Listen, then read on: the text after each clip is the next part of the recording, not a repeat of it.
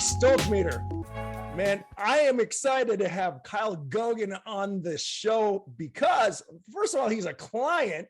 I was so interested about his story, and more so that the respect that his workers have for him. So the type of individual he is an amazing individual, because there's an individual that I work with in his company that said that he was a former engineer, and he says, I came here to this company because of Kyle. And that was a big deal, man. So you see these entrepreneurs, and then you hear that kind of stuff. So Kyle, first of all, welcome to the show. But man, what did you pay your employees to say that stuff? Yeah, thank you for having me. I'm excited to chat. Yeah, that was a very nice comment. Too nice. I'm not sure. Maybe I need to pay him more. Maybe that's the issue. Yeah, he deserves it. Well, and Kyle, you are the founder and the CEO of Pawstruck. And man, being a pet parent myself, that struck me. And Gary was funny because he had this peg leg dog. They just love that thing. And so we're pet people at heart. And would you mind sharing with the audience how Pawstruck came to be, and even before that, what it is?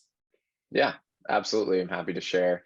So Pawstruck is a brand that I created. It's a brand of natural treats and chews, primarily for dogs. We strictly sell online, direct to consumer, primarily through our website and a handful of other online sales channels. But I guess if I take a step backwards to the original story, I started it in 2014, pretty much directly after graduating college. I'm from Southern California. I went to school in LA at USC, and I got a degree in industrial and systems engineering, and engineering management was my master's. And then I proceeded to kind of throw both out the window and start this e-commerce business selling dog treats. So it was something that I'd thought about. I mean, I've always been pretty entrepreneurial. I've been selling things on eBay since I was a teenager, and had little mini businesses along the way. But this was my first legitimate business, is what I would call it. And senior year was kind of the inspiration was having a dog with me in college. And so I've always been a dog lover and grew up with dogs, but my parents, for the most part, handled all the purchasing of chews and treats and food and things like that. So in college, I finally had to do that myself on a college kid's budget. So I got, did a lot of research trying to figure out what was good and bad, and also what I could afford, and what was available online, because I didn't have a car at school also. So kind of all of those different things led me to start the business, and kind of was that aha moment where I got exposed to some potential opportunity and starting my own thing. Wow. Okay. You know where this is going to go. I have to ask you this. You were studying engineering. That is a safe path in any sense of the word. And you did a master's too, a great degree in it. What was it like going to your parents and going, you know what, I'm just going with this pet thing right now? Yeah. So the timeline, now that I'm thinking back, so the master's, I finished that up kind of at the same time I was starting Pawstruck. So in some ways, it was almost like a hedge. It was like, if Pawstruck works out, terrific, it doesn't matter. If it doesn't, then I also was getting my master's at night while I was starting it. So that was part of the strategy there. And I guess the lucky thing is my parents have always been super supportive, whether it was, I mean, really just in general. They've always trusted me to make the right decisions, and kind of taught me how to make those right decisions. And they've always known I've been very entrepreneurial. I mean, they encouraged it even when I was younger. My first job when I was 15 or 16, I tried to get a job at a restaurant, or many restaurants, and no one would hire me, partially because I had no experience. I was a kid. I was shy. Like, I don't know if I had a resume. I don't even know what I said to them, but no one would hire me. And I got a job for a guy helping him sell used electronics and women's designer jeans on eBay. Oh, And so that was how I got my start. And so I rolled that into a business where I partnered with that guy, and my parents were supportive along the way of that weird adventure as a teenager. So I think to them it was like kind of natural. And I think really their only question was like, are you sure? I think maybe they just double checked. Are you sure this is what you want to do? Like, you understand? And like, yeah, I'm good. I'm like, all right, go do it. So I guess I'm lucky from that standpoint, because I think a lot of parents would have resisted that a lot more, and it would have been harder to make the decision if they had been difficult with it. oh man. Well, I, Gary, I don't know if you had something, but I know what I would have said if I was your parent. I would go, "Are you nuts?" Because back when eBay first came out, I just looked at it as a way to, like a Craigslist, to get rid of stuff that I had. I didn't know you could turn it into a business. So big time kudos to your parents for trusting you enough to do something like that, to really support that adventure. I mean, wow, that's because you hear those stories. Sometimes we just hold on because we want what's best for the kids, not understanding that sometimes they know what's best for them.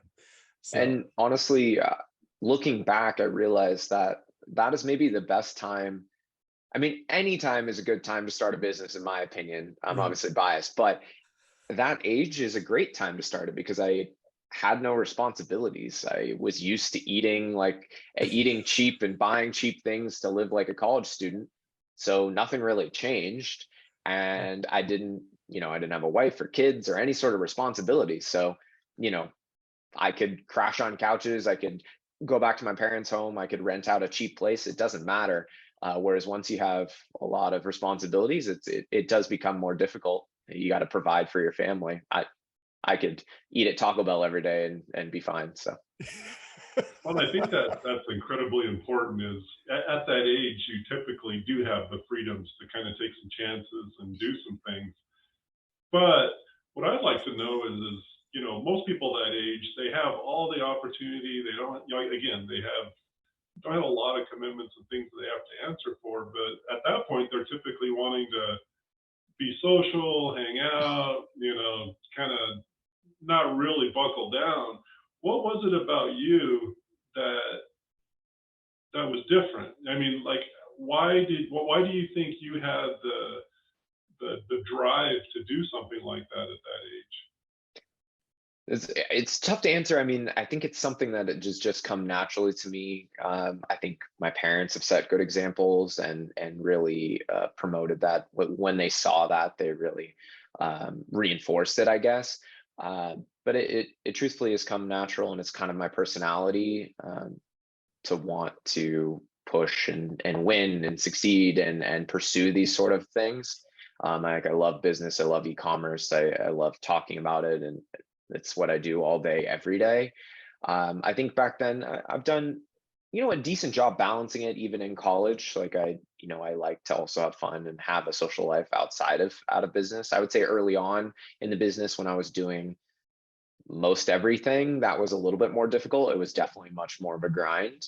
But these days have gotten a lot better about hiring and delegating. We've got a really great team, and really enabling them to take on a lot of the responsibility. I mean, there's still things where I'll get pulled in for sure as a kind of the owner to deal with problems and put out fires. But for the most part, I now have the ability to kind of, adjust my schedule accordingly and do what I need to do. So, I mean, maybe again, and kind of looking back, like it's the perfect time to suck it up. And then long term, I love the freedom that I'm able to have, where a lot of my peers frankly aren't. You're working a job that expects that 40 to 60 hours a week, consistently. You can't take time off. And luckily I'm in a position where I don't have that structure. Can I ask you what your parents did or what they did for a living? Yeah, sure. So my dad had his own graphic design business. And so he worked from home most of my childhood and kind of growing up. And so that was, I mean, that's very early on to be doing a job like that remotely. Oh yeah. Ahead of his time in some ways. And so I kind of saw that example where he kind of went out on his own and had his own business. I mean, it was it was service-based versus product-based, but still, I mean, there was a lot of examples that he set that were great for me. And then my mom, growing up, I think early on was a legal secretary and then at a big law firm, and then took time off to take care of me for a couple of years because she was so busy. Before that, she decided that she wanted a period of time where she could spend raising me, and then went back and helped start a law firm with some colleagues in the past. So she kind of she handled all the billing at later on, but she was part of that first group of people to really build out that law firm from the ground up.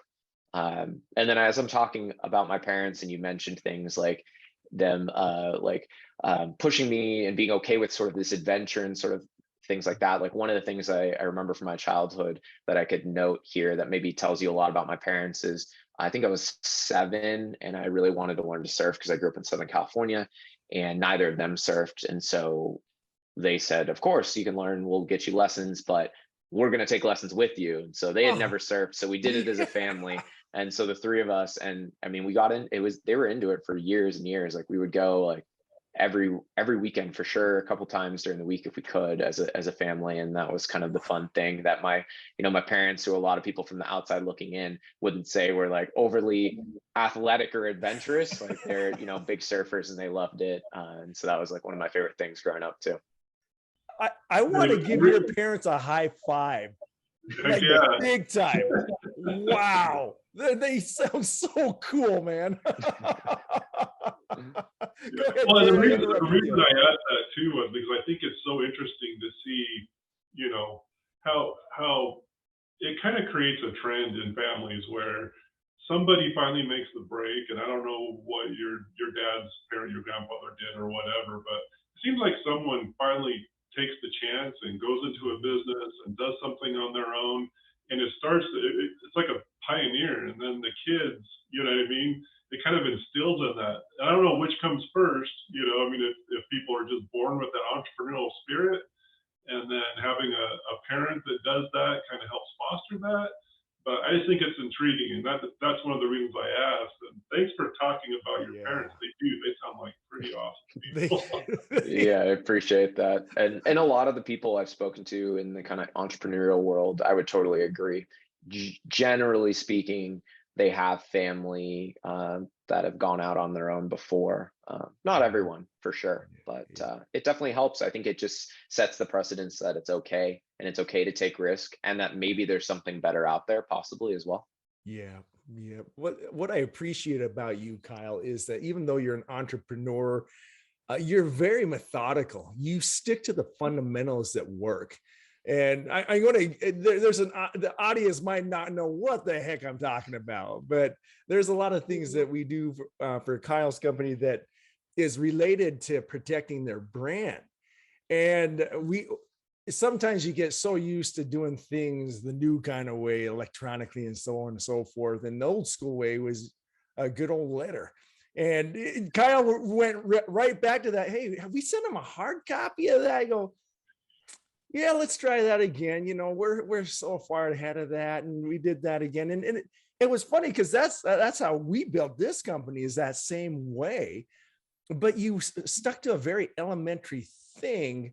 And it was a great reminder. I appreciated that because we did have great success in some of the things we were doing, but reminding us of the fundamentals was very, very crucial. And it's obvious that you have that kind of fundamental mentality when you speak with the people that are working with you.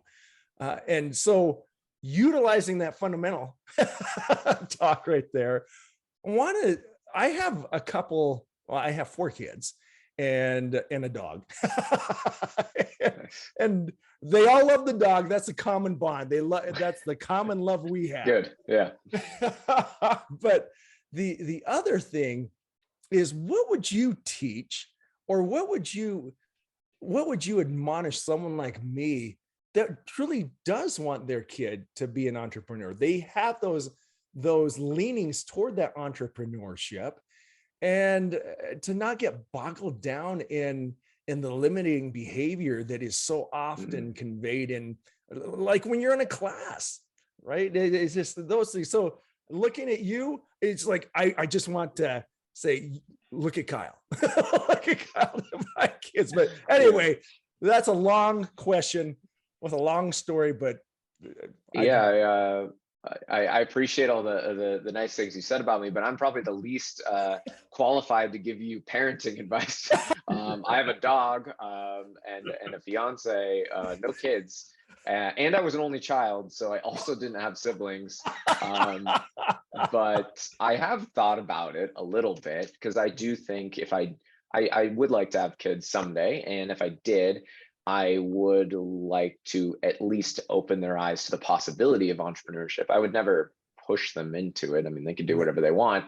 But I think just from a young age, opening their eyes to the possibilities that, kind of like the status quo of what, society says you're supposed to do is, like, I guess, emphasizing that just like people made up these arbitrary rules of what you should and shouldn't do, like going to college and doing these things. And even if you look at like most entrepreneurs that have like changed the world, like you think, like you mentioned paper versus like the internet or email, like paper existed, or like no one thought of email or even considered because it hadn't been invented yet. And so I think a lot of times in my head, I think about things and it's like this specific structure. And like, well, no, like we don't even know what the future holds. And so I'm kind of like speaking in circles, but just emphasizing to kids like that you can go like change the world, and maybe not in like a Steve Jobs kind of way, but in your small way, like go find what works. And it doesn't have to be the way that it is now. Like you can find a better way. There's always a better way, even though a lot of people are trying to improve it. Like there's a niche for you that you can do. And then just like other than that, just like small things like doing fun lemonade stands and teaching them about personal finance and even like business finance, stuff that I wasn't really exposed to, that I think every kid should be exposed to, I think early on.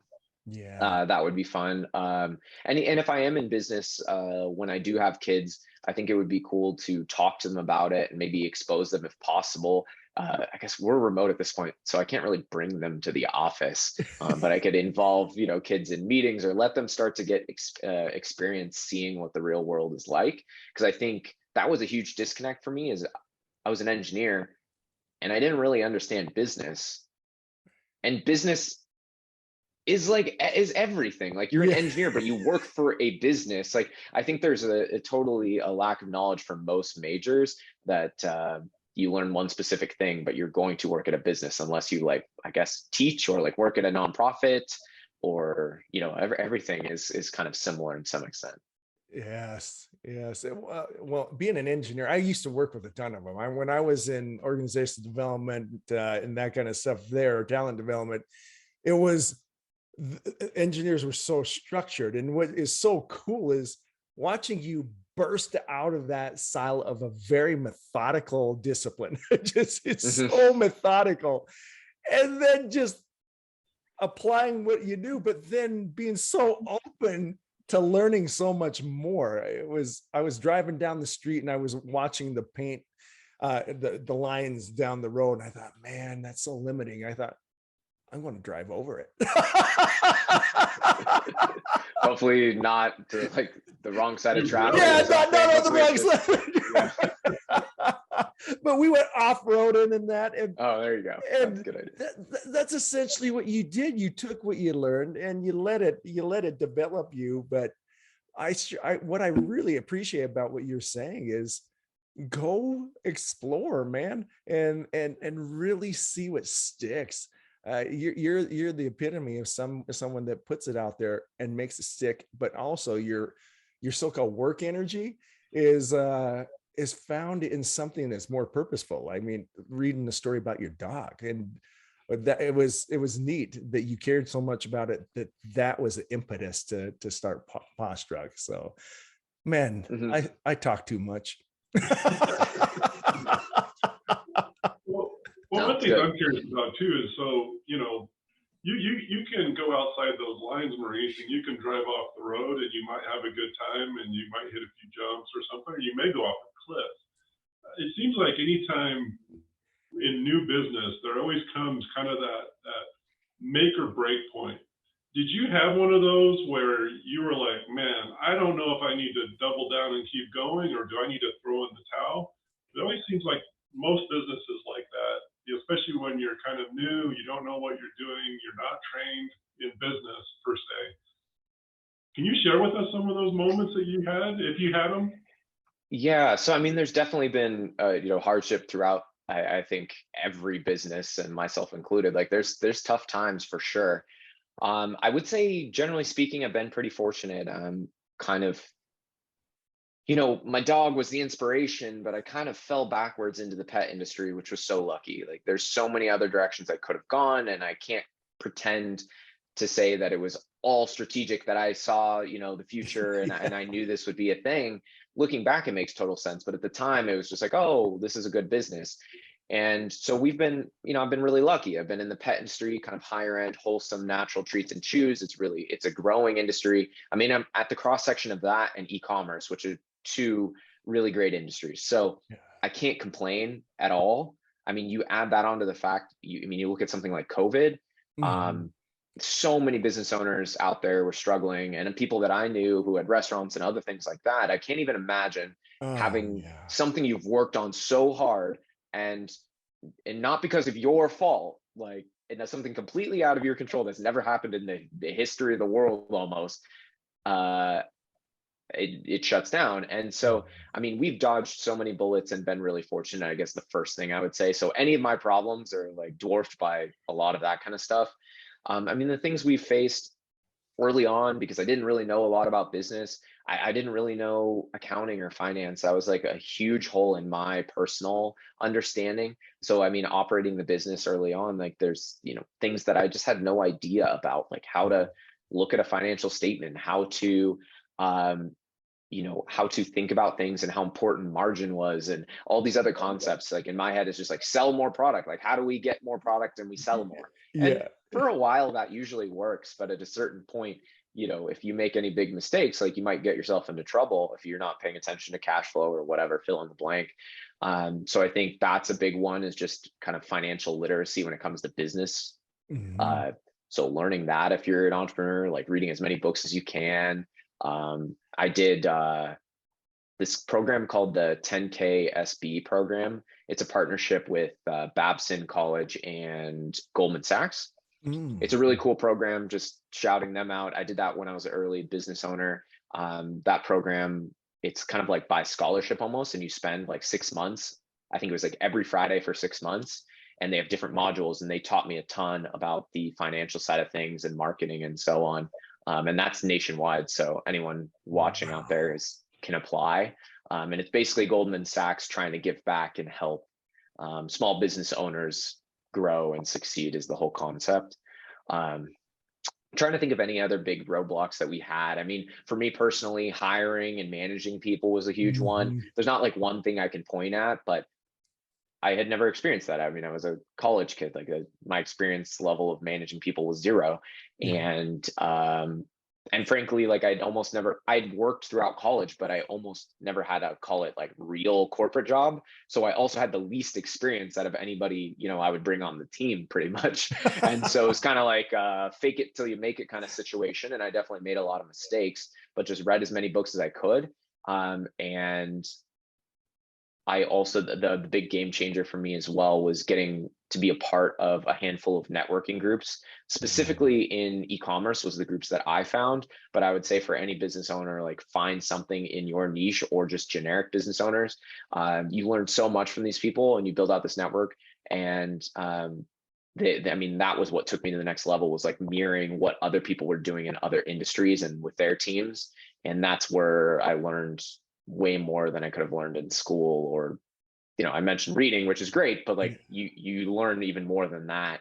And so for anybody in e-commerce, the best one I found is E-commerce Fuel. It's an online forum for e-commerce business owners. That's a great one. And then MDS is another one, which is a great one for anyone who also sells on Amazon. Those two have been great. And then I've been a part of a couple other ones that are more generic outside of e-commerce.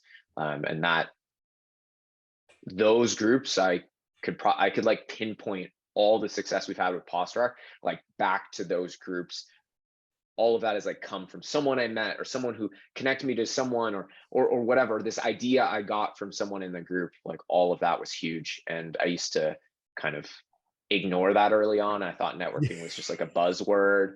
And I went to USC too, which is like probably like the school that is like the king of networking and king of like business connections. And I didn't appreciate it at the time, but USC does a great job with this as well. A lot of times, like life and business isn't fair. It's like who you know, and Yes. those are the people that are going to learn the most. And so like cracking into that and meeting people is huge. Yeah, I couldn't agree with you more. I went back to school in New York, and I when I got there, I thought my education over at a community college was harder than this. and it just, I mean, it was Ivy, and I thought, what am I missing here? But to your point, the people you meet, my classmates from that class were, I mean, I graduated with Muhammad Ali. Wow, that's pretty impressive. I never had anyone that cool in my classes, I don't think. But it's such a great point of networking like crazy. Well, with that, I know that you're part of a young entrepreneurial council or something to that effect. And what are some of the things that you've learned from your peers through those different networks that have really helped you? And conversely, how have you helped other people? Because I am gaining a wealth of knowledge from you right now. There is no doubt about that. But what do you teach each other? This is cool.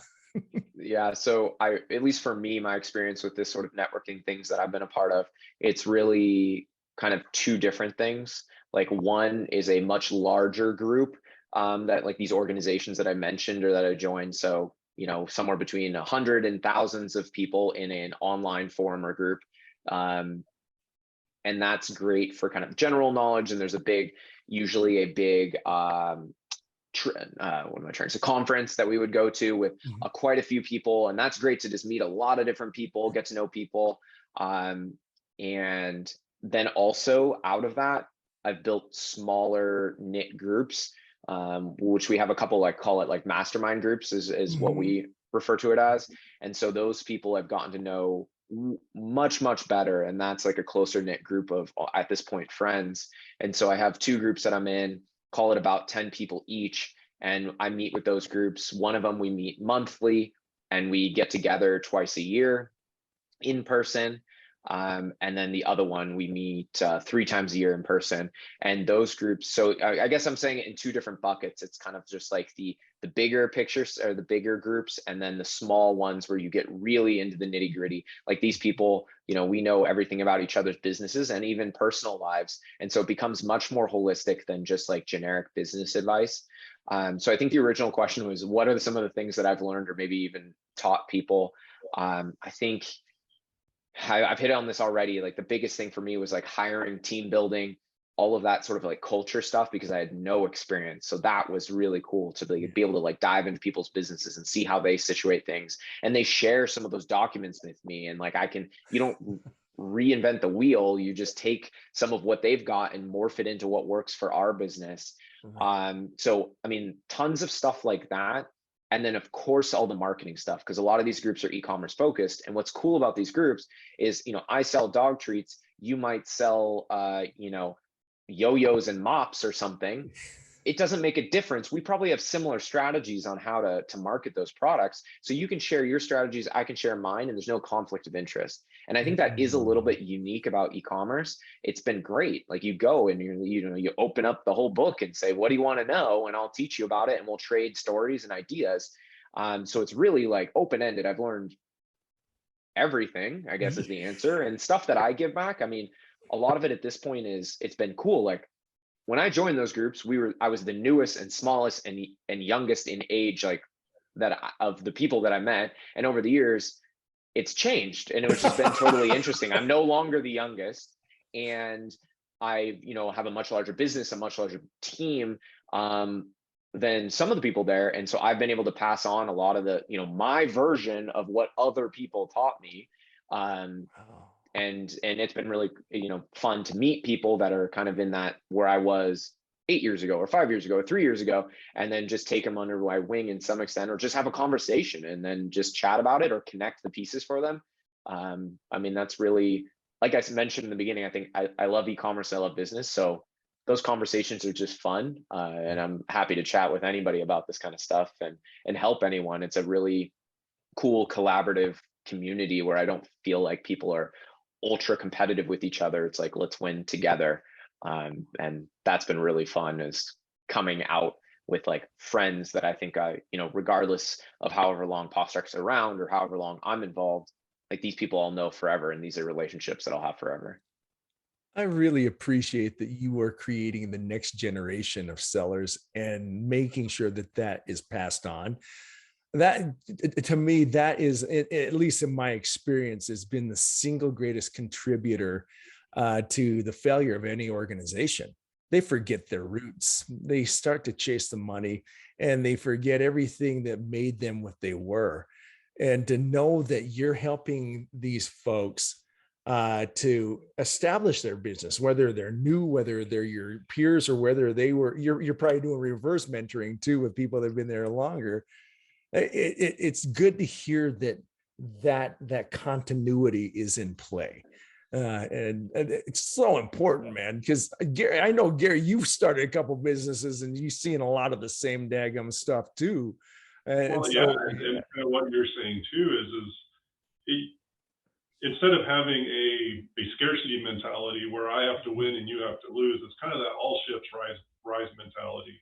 Mm-hmm. And the people, you can pick either avenue, and I've seen people be successful on both sides, but your quality of, or kind of just the whole culture of the business really kind of is grown about which one of those avenues you want to take. You know, I think it's really interesting. I know a lot of people in business that have gone down the road of, for us to win, you have to lose. And it's a lonely road to go down that road, you know. And then I look at the guys like you, Kyle, that kind of take the all ships rise and we're going to, you know, grow together. They just seem happier. They seem more content in whatever it is that they're doing, you know. And it seems like you're just the prime example of that. Oh, yeah. You know what I mean? Where everyone is gonna grow. We're all gonna, you know, share. We're not gonna reinvent the wheel. You know, yeah. I appreciate it. I really appreciate it. It's way more fun, in my opinion. And I mean, we're selling dog treats. We're not trying to cure cancer or anything else. Like, we don't take ourselves that serious. And I think that's something, building out the culture of Pawstruck and our team. It's been a conscious decision to look for people who are on the same page, that align with those sort of goals and ethics. And I think we often are looking for people who are very entrepreneurial as well, because we're like kind of fast moving. We want people to kind of like own whatever they're doing. And we've gone as far as, you know, built little mastermind groups for people on my team as well. So for example, like a marketing manager, through my peer network, like found the marketing managers at multiple companies and put them in a Slack channel in a group together, so they can collaborate like within their ideas as well. So trying to like just take it a step further and not just be at the top sharing these ideas, is like throughout the organization as much as possible. That is the coolest freaking thing ever, man. This is stuff that we espouse from an organizational development standpoint. You're doing it, and not only that, you're bringing in external sources, so it validates everything everyone's doing. And there's no more greater evidence than what we were talking about at the very beginning, that your team really admires you, and so it's a testament to the type of leader you are. And it's cool that it's such an open feel. That's the only word I could think about. It's when you think of the CEO, the founder, whatever, it's kind of the old school thought is stodgy and unapproachable and so on and so forth. Man, Kyle, I hope you understand here. I mean, I'm old. I got another invitation to AARP today, man. But to know that you are doing this and it just influencing so many people is so cool, man. So cool. So I appreciate that. Yeah. All right, well, I'm gonna take this opportunity real quick to I've got a son, you know, he's 20 years old. He really wants to start a business. He's the spreadsheet king. He just has all, you know, all the questions, all the research, everything he's doing. What advice would you give someone like that? Like right now in 2022, post-COVID, e-commerce is basically, you don't even have e-commerce anymore. It's just commerce at this point. Right. Basically with where things are right now, what kind of advice would you give someone like that? Good question. The first thing I would say before I give advice is it's great that he's a spreadsheet king or whatever phrase you use. That would be one thing in business that I've realized is just like how powerful knowing how spreadsheets work and being able to manipulate them is. So a lot of our team, we've like put them through this training. Like it's a game changer when you have a bunch of people on your team that know Excel or Google Sheets really well. So just start off by saying that's a great skill to have for anybody who's listening. Advice to give him as a 20-year-old. I mean, I think it's tough. Like I'm biased. Like I still think there's a lot of opportunity in e-commerce. I will say it's like getting more difficult. It definitely is. Like there's a lot of these marketplaces, like acquisition costs are going up. Marketplaces are getting more crowded and difficult. I think what I would give advice on is if someone was out there trying to create a brand. So we're talking brand in like an inventory-based business, pretty much no matter where you sell it. I would just emphasize how important it is to create a strong brand as opposed to in years past, I think you could just, you know, create a product or even just copy a product and just out market people. I think those days are getting harder and harder. And so you need to really build something that people feel a connection to and will continue to buy. Because as acquisition costs go up, you need customers that are going to keep shopping with you, or you need enough margin or a high enough price product to make it work. And so building a brand is something that people will continue to shop from. So I think just understanding how all that works, if you were to look into a potential business, is important, and making sure that it can be sustainable long term. Just assume like worst case scenario that whatever you pay to acquire a customer now is cheap in comparison to what it will be in the future. So if the numbers don't make sense now, it's not going to in the future. Yeah. And that's all like inventory based businesses, right? So that like, your son might not be interested in that. There's a million other things, you know. I personally shy away from like brick and mortar businesses because I know nothing about it, and like I, you know, cater to things on the internet. So if I was like probably your son, I would look at like e-commerce stuff. I would probably look at you know, things in, you know, web 3.0, crypto, all of that sort of stuff, which, you know, if we were recording this, you know, 6-8 months ago, we'd probably be like, great, he should definitely do web 3.0. Maybe less promising right this second, but I mean, that technology is not going anywhere. And I've personally tried to know enough, like I'm not an expert by any means in that space, but try to stay relevant and understand things, because I definitely don't want to turn into, you know, some of the older generation who's like, oh, I don't use computers and the internet. That's 3.0. Like that could be the equivalent of that, and I want to know enough to be relevant and be involved in that. But you see a lot of these young kids coming out of college, and I see even some peers on LinkedIn getting heavily involved in that. And I've heard a lot of entrepreneurs and big business owners saying like that's what the young kids are getting involved in. And wow, I don't know what's going to happen from it, but it's exciting, and there's going to be a lot of money made. I just don't know who's going to make the money and in what types of products. So it's kind of like the Wild West, which maybe is what kind of e-commerce was 10 years ago, kind of the early on stages. You know what's scary about this is I know you're a ton younger than I am, but to hear you saying that, you know, I just have to stay relevant so I'm not the old guy that doesn't listen to the computer, that scares me, because I am the old guy that doesn't look at that computer, man. There's still time. You like download TikTok, you can get into that, whatever, you know. I did download TikTok for that reason. I was like, I need to know what's going on. Everyone's talking about it.